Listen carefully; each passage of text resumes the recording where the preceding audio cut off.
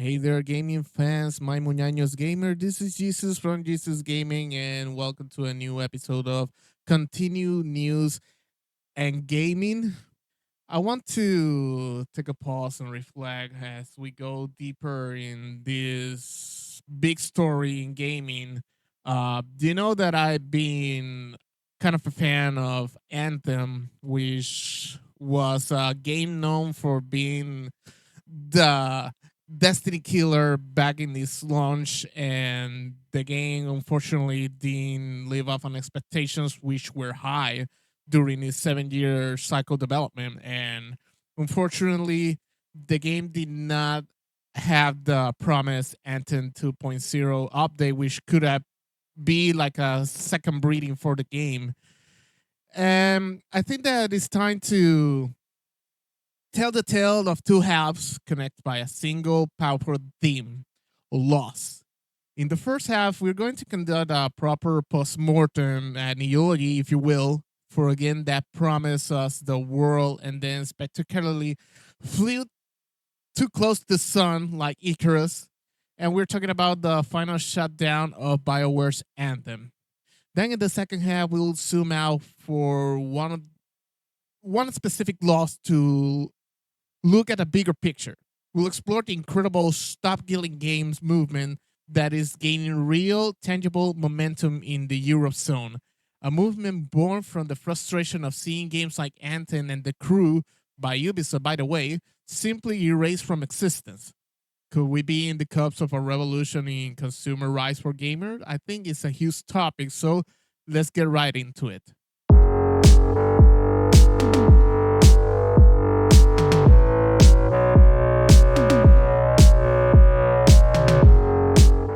All right, the announcement from Electronic Arts and BioWare came last week. Though I think that no one should be surprised. And the confirmation came that on September 30, 2025, the servers of Anthem will be switched off for good. And after 1 years of live support, I should say, the plug is finally being plugged by early next year in 2026 and January. And to understand why this feels both inevitable and tragic, we have to go back to E3 2017. In my opinion, I thought that it was breathtaking watching the reveal live back in 2017. This was BioWare, the master of the world buildings from Mass Effect and Dragon Age, showing us a lush, dangerous alien world. And there was the gameplay. These incredible exosuits, the javelins, launching into the sky like Iron Man. I mean, diving into deep water and seamless transitioning into combat. The promise was freedom. The promise was the ultimate power of fantasy. The graphics, the scope, the score concept. It was pure, uncut hype. It looked like the next evolution of looter shooter genre and a true competitor to Destiny. Again, it was promised as a Destiny killer, which by the time Destiny 1 was already transitioning to Destiny 2. So I think that BioWare and Electronic Arts really wanted to capitalize the transition between the Destiny 2 and Destiny 1 transition. But a promise is not a product, of course. When Anthem launched in February 2019, the dream began to crumble almost immediately. The beautiful world was a facade for a game that was fundamentally broken at its core, and its problems were many. First and most critical for a looter shooter was the loot. It was, to put mildly, a catastrophe. The entire gameplay loop is supposed to be defeat enemies, get better gear, take on harder enemies, get even better gears. But Anthem loot system felt random in the worst way. You had the inscriptions, which were the perks of the gear that makes no sense.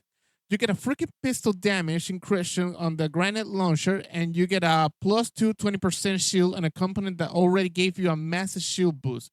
But the math was so obtuse, you never knew if it was actually helping. And for which this has been a bug that were the default. Starter rifles was one of the most powerful guns in the game. It was a complete mess that showed a fundamental misunderstanding of what makes this genre compelling. Then there was the world itself. The breathtaking landscape you flew through was just a corridor to get from one mission to the next. The social hub, Fort Tarsis, was slow, claustrophobic, first person slog completely disconnected from the third person freedom for the gameplay. And then the loading screen. The loading screen. You finish a mission, hit a loading screen, tally your results, hit another loading screen, load back into the world, only to have to walk 10 feet to a vendor and enter to another loading screen. It shatters any sense of immersion. Story sense, a place where BioWare is supposed to shine felt generic and hampered by this structural mess. The grand cosmic threat of the anthem of creation never felt immediate of interesting. We'll ever find out why.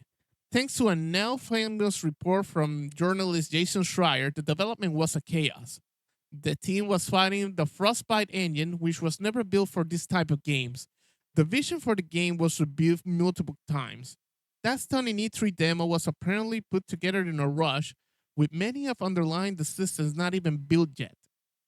They were chasing something called the BioWare magic, and this idea that everything would just come together in the final months of development, and newsflash, it didn't.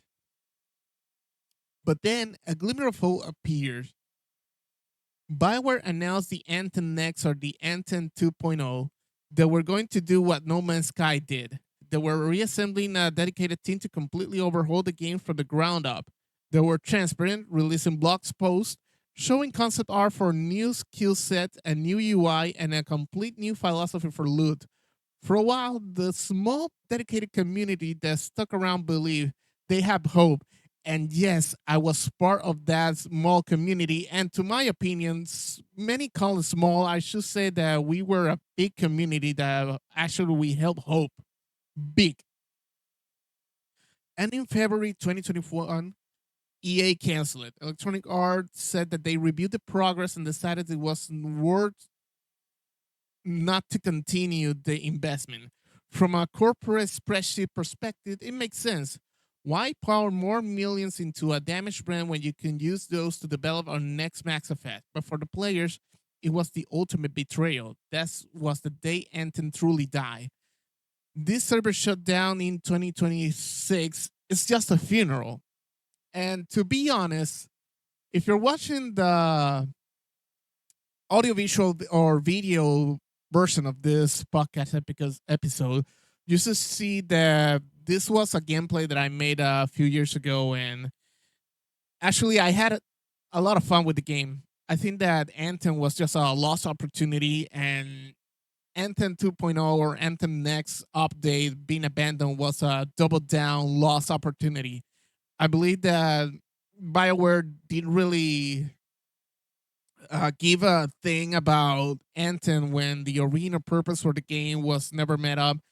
And I think it was more damaging to discover that in the perspective of the public, many believe that this was all Electronic Arts' fault. But in reality, it was all BioWare's decision. And in the contrary, EA was full support of Anthem getting revived. So I think that maybe the idea wasn't bad, but the execution was bad. I mean, the idea of flying through a beautiful world with your friends, a world that uh, you can freely explore, have missions, doing a solo thing or going on with your friends. I think that that was a unique experience and something that I share with my experience with Destiny. And a world that come January 2026 will cease to exist immediately. A digital space that millions of people purchase access to will vanish into thin air, and the $60 you spend will get you nothing but a useless icon in your hard drive and a piece of, let's say, a collectible gaming his part of the history.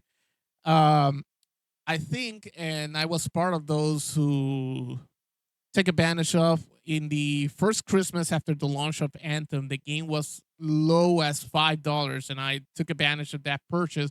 Of course, I got the Xbox One version and also have the Anthem PC version, which I believe is the better experience you can have with Anthem, thanks to the EA Play benefit of Xbox Game Pass Ultimate. And obviously, the thing that damaged the most is the detail that you can play Anthem when the server shut down because all the logistical for missions, player positioning, NPCs, and enemies position is all made via server. It doesn't have like a local thing being processed by your computer or your console. So that is why this next topic is a really important one, and that is the Stop Killing game, which is the revolutionary thing that is about to happen and is already at the doorstep of the European Union.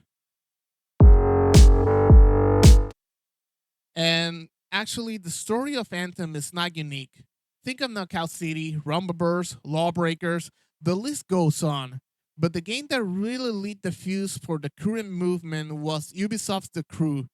When they shut the game down in March of 2024, they made a game that people had to pay for, that had a huge open world and a full single multiplayer campaign completely unplayable. That was the line in the sand for many.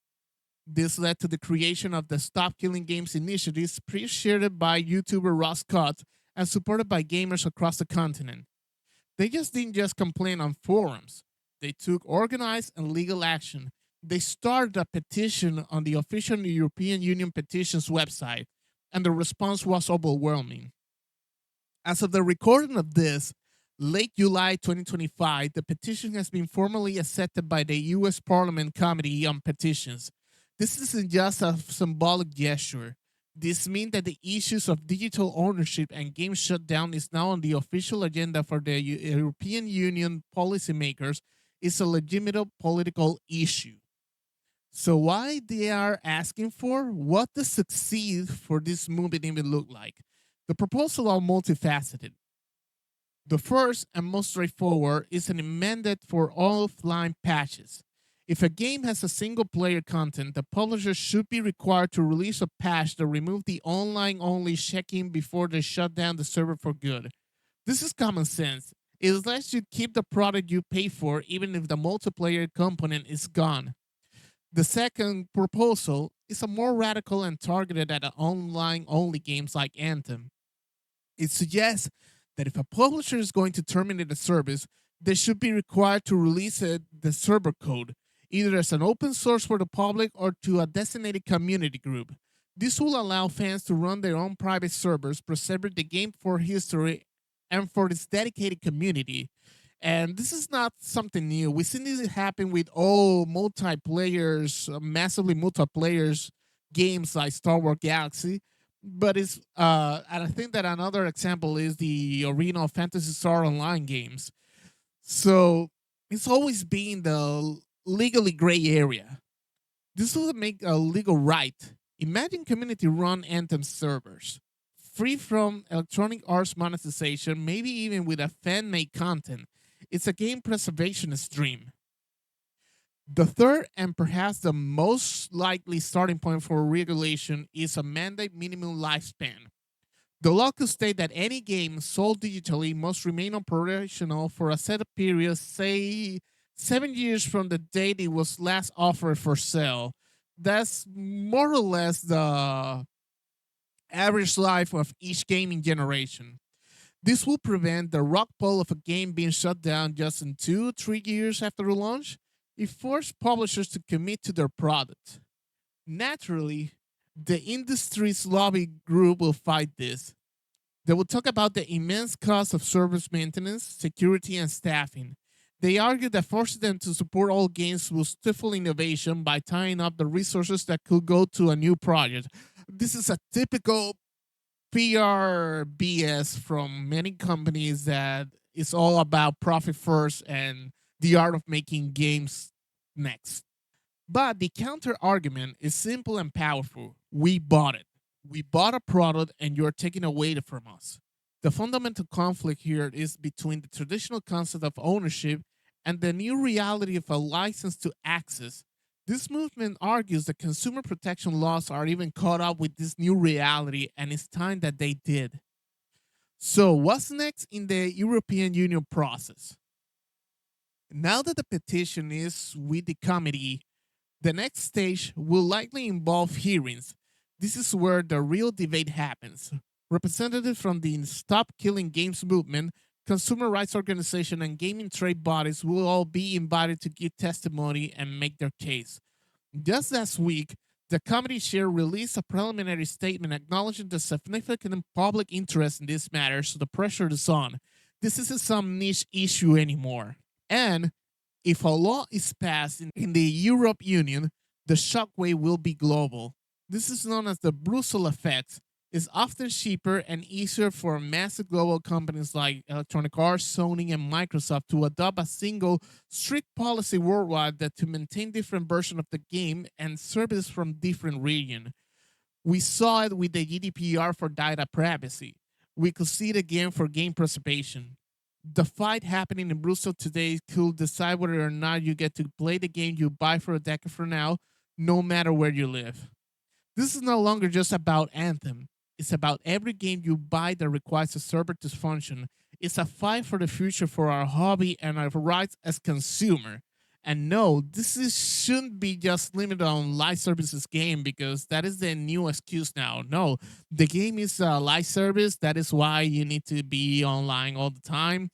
But yes, you have now single player games that for some reason you need to be connected all the time to the internet. And remember all the bad things that Xbox and Microsoft gained when Xbox One was originally announced that it was required to be connected to the internet all the time. Well, unfortunately, the times gave Microsoft the reason, but not in the perfect way or the way that I believe Microsoft will have implemented. I think that the route of going multiplayer live services is just a profit thing that many companies has decided to go with. And this live for single player campaign, of course, is not something that companies can make more money off as different from live services game or multiplayer games. And that is why it's important that this movement like the Stop Killing Games proceed, because we can have the gaming industry to transform in just a money leeching thing and just devalue the experience for having a single player game. And what I call the replay value can just be like, yeah, a multiplayer, keep grinding on a mission, multiplayer, on and on and on and on, cosmetic, pay this for having an advantage in certain missions. This cannot be the whole future of gaming. It cannot be a unilateral thing about the future of gaming. It's sad that we had to wait for examples like Anthem, Knockout City, Rumble Bros, Lawbreakers, insert all the games that had disappeared in the recent times, including Friday the 13th, and all those great games that were popular ones. And just because it didn't make the money or make the goal for profits, then it goes bye bye. And honestly, I think it's horrible what Ubisoft said last week also, that gamers are not entitled to what they buy. They buy just a license, and the game, in speaking of when Ubisoft need to shut down the servers of the game, and that includes that the game is completely 100% unplayable, and their update on their terms and conditions says that players are obligated to delete and uninstall the game because that's what's been the normal thing. I think that's that's a big disconnection from the perspective of gamers and consumer. And I think it doesn't help matters when they try to force that microtransactions are the important thing in the gaming aspect. I think it's disingenuous. And once again, I think that it's really a signal on how disconnected the industry is if we are taking Ubisoft as an example. I think these kind of things you won't be even heard of in the beginning of the 2000s and 90s and the 80s. The inevitable end of Anthem A game of immersed potential and crushing failure is baffling. And from its ashes, a movement that seeks to ensure no gaming community to watch its world simply be deleted ever again. It's a complex issue, no doubt, with passionate arguments on all sides, but the first time, it feels like we, the players, have a real seat at the table. We've gone from foreign complaint to the halls of the government, and that's something that many dreamed, I think, since the 80s or maybe during the video game crash of the 80s. But I want to know what you think. This is part where you make your voice heard first. What are your memories of Anthem? Were you were there for the hype? Do you stick with it through the dark times? Let me know your story in the comments. And more importantly, what is your take on the stop killing game movement? Do you think government's regulation is the answer? Or should the free market decide the game's fate? What do you think is a fair deal for a digital market purchase? Should an offline patch be mandatory? Let's have a real discussion about it. And I want to thank you for the opportunity once again in continued news and gaming.